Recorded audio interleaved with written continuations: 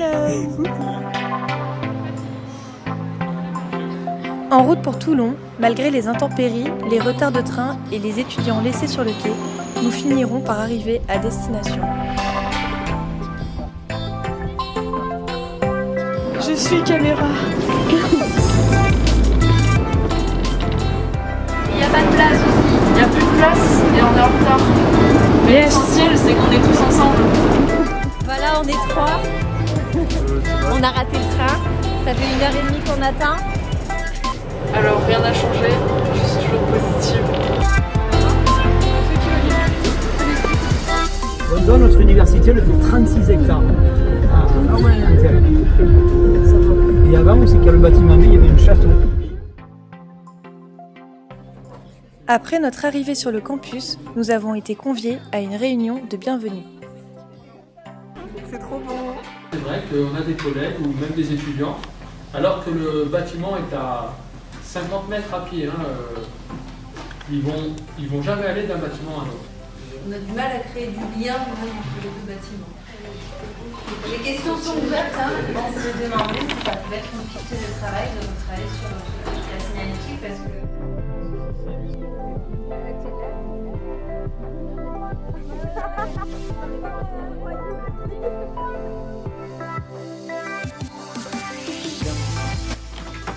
Après une nuit au domaine des gueules cassées, nous avons préparé nos premières immersions auprès des étudiants, enseignants et personnels du campus pour accueillir et connaître leurs ressentis.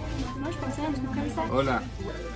Cela a permis à chaque équipe de définir ses axes de recherche et la manière dont elles allaient mettre en place des modes de récolte d'informations, entretien, analyse, ateliers, etc. Ok, d'accord. Avec toi, depuis que je suis avec toi. Avec toi.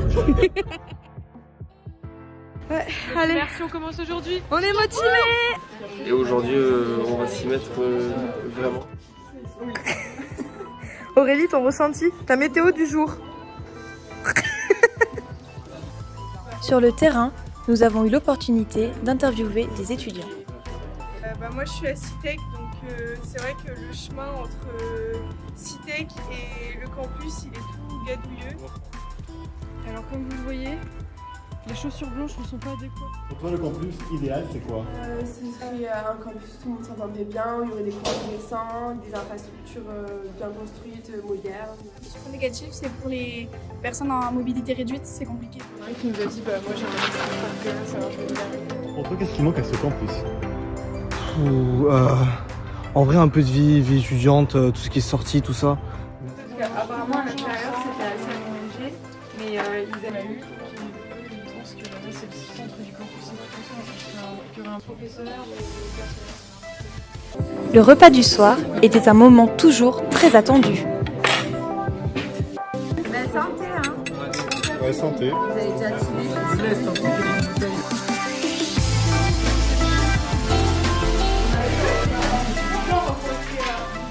L'atelier de co-création, c'est important parce que les personnes qui viennent sont les premières concernées par notre projet. Les usagers nous apportent de nouvelles idées, mais aussi affinent des problématiques et mettent en avant des choses auxquelles nous n'aurions peut-être pas pensé. Le but est de récolter un maximum d'informations à travers des ateliers, des jeux, plutôt courts et ludiques, qui font appel aux émotions, aux habitudes et aux souvenirs. Je suis un J. Je trouvais ça assez intéressant, assez constructif, sachant qu'on n'est pas tous dans ce milieu-là du design, des créations, et qu'on a vraiment envie qu'on vit. Enfin, en tout cas, je vis ici, donc j'ai peut-être une autre idée de ce qu'on peut y penser d'un point de vue extérieur. C'était intéressant de mettre des mots sur nos idées ou des idées sur les mots. Le support qu'on avait mis en place. Ainsi s'est achevée notre première semaine d'immersion. Elle fut très enrichissante, autant sur le développement professionnel qu'humain. Alors, cette immersion à Toulon, comment ça s'est passé? Moi, j'ai beaucoup aimé cette semaine à Toulon. Je trouve que pour une fois, on a fait du vrai design social. Je trouve qu'on a vraiment pris tous les outils, on a fait des ateliers et du coup, voilà, ça m'a beaucoup plu.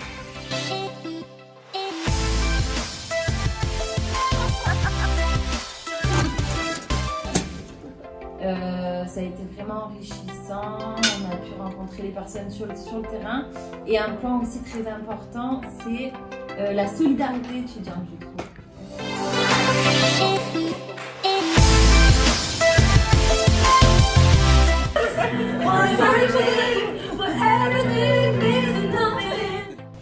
Du coup, moi, ce que j'ai préféré faire, c'était les ateliers, parce que là, tu passais de la théorie à vraiment la pratique, sur comment monter un atelier, comment intéresser les gens et comment retirer des informations.